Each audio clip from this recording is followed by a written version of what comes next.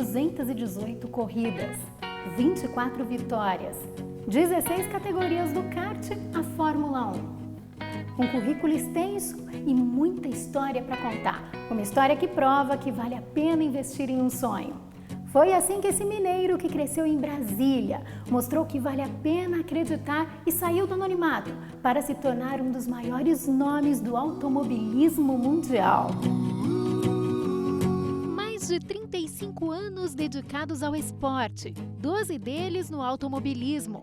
Uma grande história, escrita por Alex Dias Ribeiro. O meu pai foi um dos pioneiros na construção de Brasília. Só que quando nós chegamos lá não tinha Brasília, era só mato. E a gente viu assim, aquela cidade brotar do nada. Nós chegamos lá em janeiro de 57. E a gente viu uma cidade brotar do chão, do nada, assim, por causa do sonho de um presidente chamado Juscelino Kubitschek, que contagiou meu pai, que fez ele sonhar também. E na inauguração de Brasília, em 1960, em abril, teve uma grande festa, uma festa de arromba que durou aí uma semana. E tinham várias atrações, uma delas era a corrida de automóvel. E eu fiquei absolutamente fascinado. O dia que quando eu crescer, eu vou ser piloto.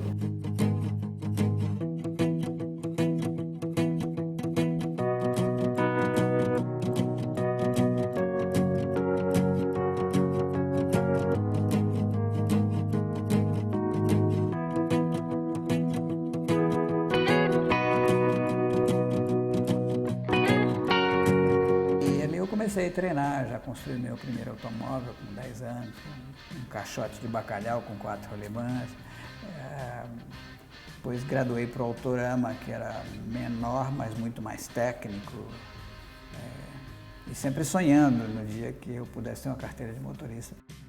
Esse sonho crescia a cada dia e deu o primeiro fruto bem cedo. Primeiro eu fui atrás de informação. Com a informação eu cheguei aqui à conclusão que era impossível. Aí apelei para Deus. Eu falei, chefe, só você mesmo que pode viabilizar esse sonho. E comecei a orar. Nessa época você já tinha o conhecimento do Evangelho? Já, eu fui criado num lar cristão. Eu tomei a minha decisão quando eu tinha 9 anos de idade. E eu sabia que Deus não estava lá no céu sem se importar comigo. Era só Ele que poderia viabilizar o sonho. Então entrou o elemento fé.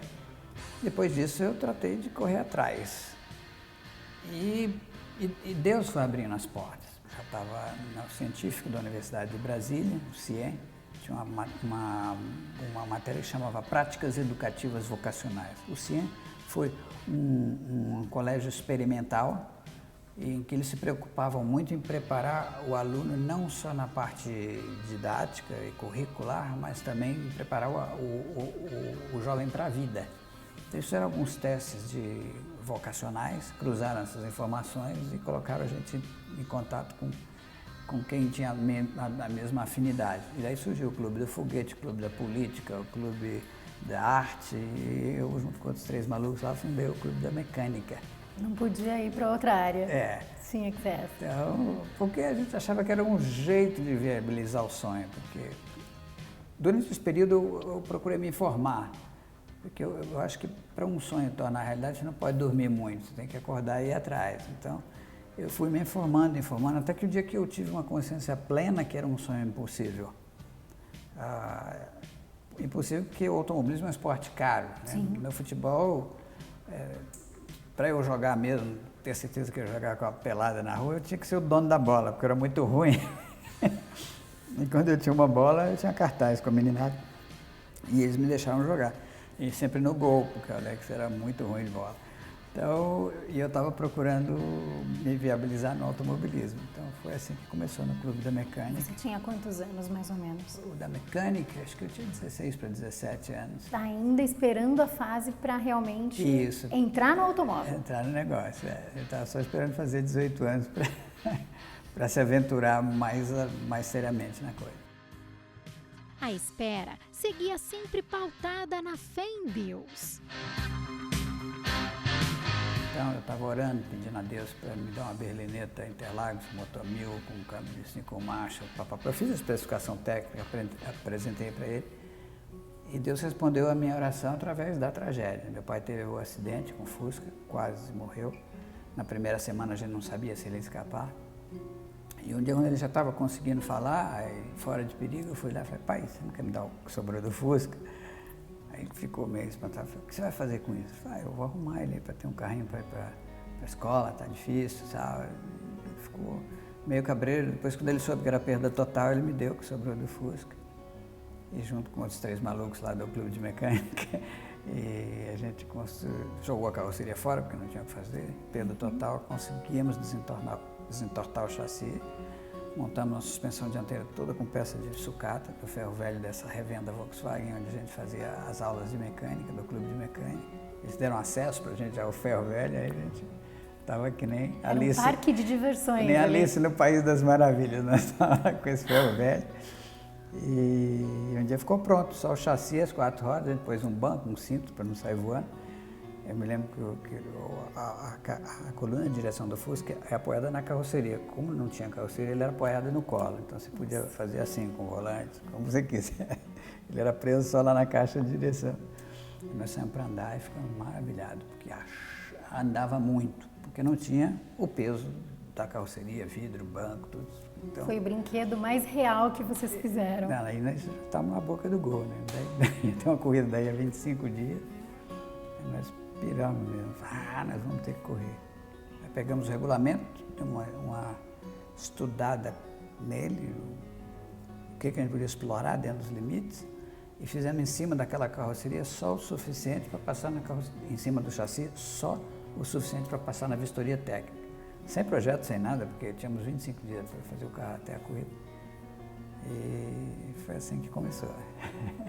E, surpreendentemente, vocês conseguiram uma bela posição nessa corrida, que vamos combinar que esse carro, que acho que talvez muita gente não tenha botado lá muita fé, competindo com outros grandes automóveis.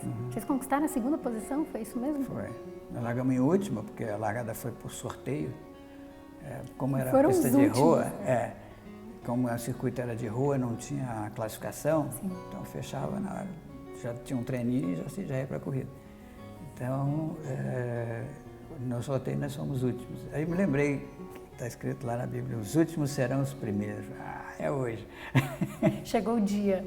Chegou o dia. E realmente foi um dia que fez toda a diferença. Foi. Acho que foi o dia assim, mais feliz da minha vida. Assim. E foi realmente a partir dessa primeira conquista que você não parou mais. Aí realmente você começou a ver o sonho se materializar na sua vida. Eu costumo dizer que na carreira do esportista, é o contrário do ditado popular, para cima todo santo ajuda. Então,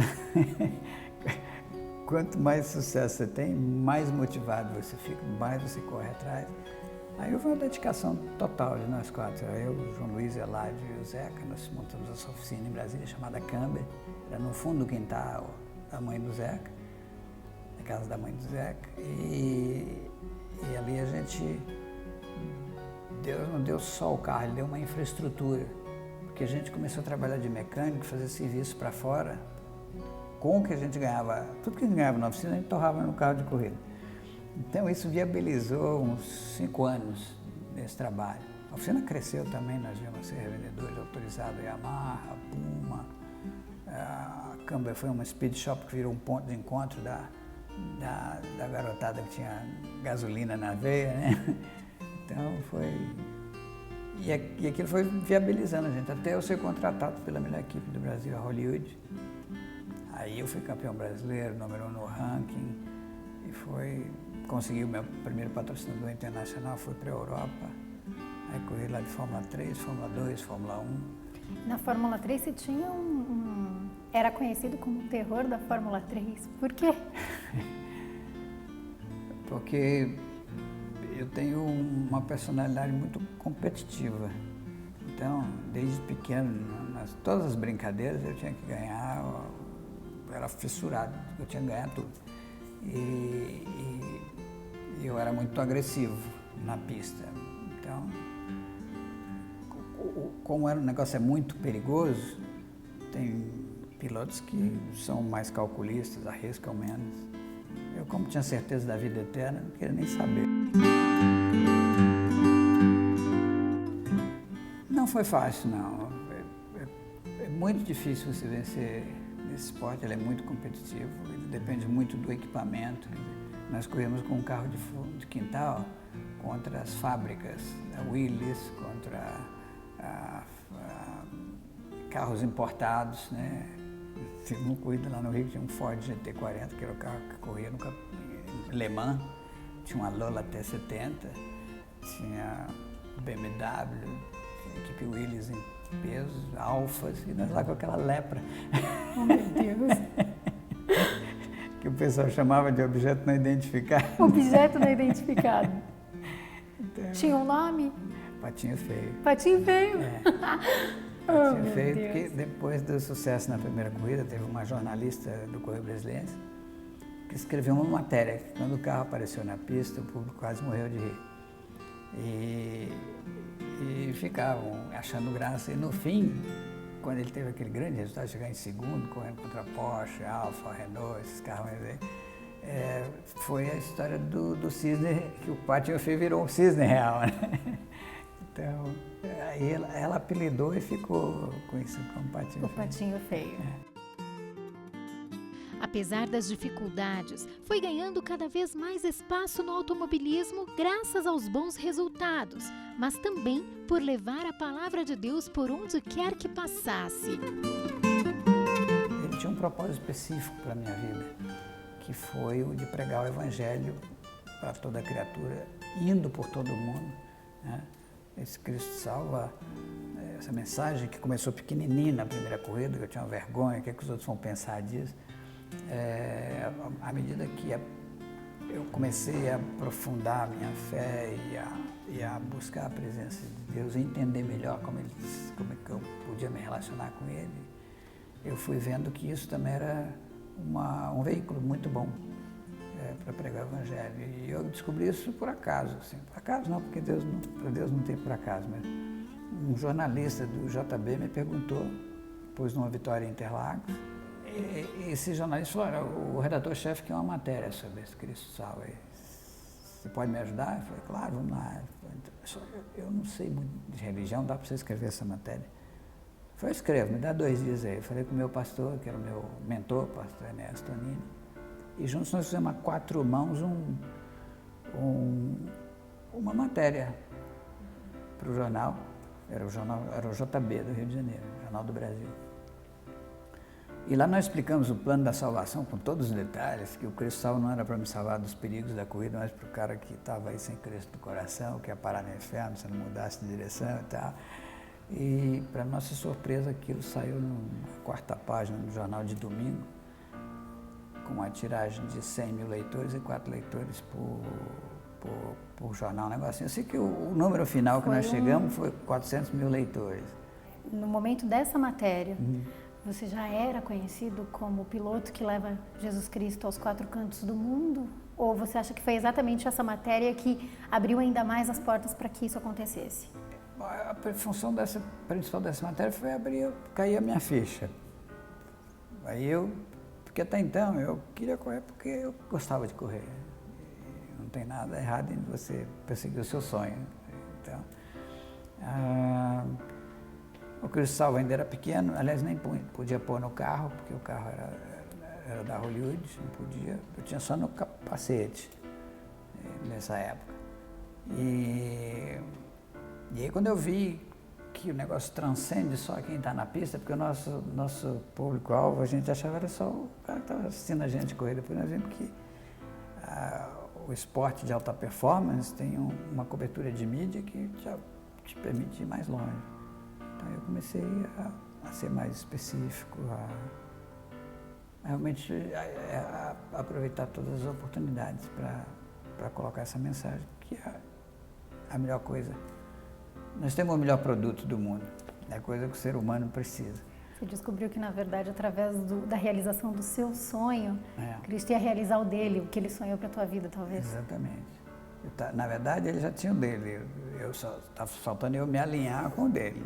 Então, quando caiu a ficha, quando eu fui crescendo, que eu comecei a realmente entender o plano dele para a minha vida, aí a coisa mudou de perspectiva. E você descobriu o escritor quando, nessa época? O escritor foi quando eu estava na Fórmula 1 comendo pão que o diabo amassou. Tinha vontade de matar o meu chefe de equipe. E para não matar ele, eu comecei a escrever, fazer um diário, que na verdade era um desabafo. Era o refúgio. Aí quando eu parei, eu resolvi transformar aquilo num livro, né? Esse capítulo específico da bronca com o chefe de equipe, eu escrevi, o título era O Amor ao Próximo. Quando Jesus Cristo fala que se a gente amar os que nos amam, nós não fazemos vantagem nenhuma. Né? Tem que amar os nossos inimigos. Né? Ah, isso foi muito difícil. Eu creio, né, que a gente já sai de fábrica, como diria o Rick Warren, já no circuito impresso, já vem o coração, a personalidade, as habilidades e o espírito. Isso a gente já sai pronto. Mas tem uma quinta dimensão, uma quinta fase da formação do ser humano, que são as experiências, que é o acabamento. E essas experiências é a escola da vida que Deus usa para ensinar para a gente. Depois de acumular experiências ao longo de anos de disputas nas pistas e na complexa estrada da vida, hoje o terror da Fórmula 3 corre em uma única direção. Estou preocupado em construir o legado. E eu estou com um senso de direção muito apurado. Eu estou agora cada vez mais perto da linha de chegada. Então, o ápice da vida do cristão é o dia que encontrar com Cristo cara a cara, olho no olho, e ouvir dele é a coisa mais linda do universo. Bem-vindo, servo bom e fiel. Esse é o ápice da vida do cristão. Então, o negócio do cristão, quanto mais velho ele fica, quanto mais perto ele está da morte, melhor ele fica. No Mais Que Vencedor, tem um dos títulos em que está lá, piloto ou mensageiro. Conversando com você aqui, eu vi dois Alex em um só. De que maneira o Alex se reconhece? Piloto ou mensageiro? Ah, mensageiro. Mensageiro eu sou e serei sempre. Piloto eu fui. Eu estive piloto. Aí era um problema. Inclusive eu perdi minha identidade quando eu parei, porque eu achava que eu era piloto. Mas eu estava piloto naquela época. Então, acima de tudo, primeiro um cristão. E em sendo cristão, passar isso para frente é natural. Assim que nem para o cachorro é natural latir, para nós deve ser natural passar a mensagem. Entendeu? Mensageiro. É mensageiro.